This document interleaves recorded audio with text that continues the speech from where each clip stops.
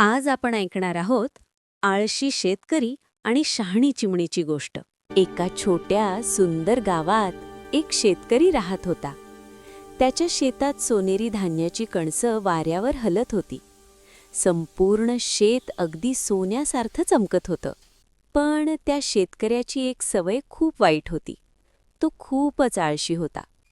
तो रोज शेतात येत असे, कणसं पाहत असे आणि म्हणत असे, "अरे वा, पीक तर खूप छान पिकले आहे, आजच कापायला पाहिजे." पण लगेच तो आळस देत म्हणायचा, "असं करूया, आज नाही, उद्या कापू." आणि तो आरामात घरी निघून जायचा. त्या शेतात एका गोड चिमणीने आपलं छोटंसं घरटं बांधलं होतं.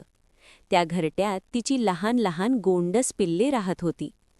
एक दिवस पिल्लांनी शेतकऱ्याचं बोलणं ऐकलं आणि ती घाबरली. संध्याकाळी आई चिमणी आली तेव्हा पिल्ले म्हणाली, "आई, आई, आज शेतकरी आला होता. तो म्हणत होता की शेत कापणार आहे. आपण इथून दुसरीकडे जाऊया का?" आई चिमणी हसली आणि प्रेमाने म्हणाली, "अगं बाळांनो, अजून घाबरायचं नाही. जो माणूस आजचं काम उद्यावर टाकतो तो लगेच काही करत नाही." दुसऱ्या दिवशी शेतकरी पुन्हा आला.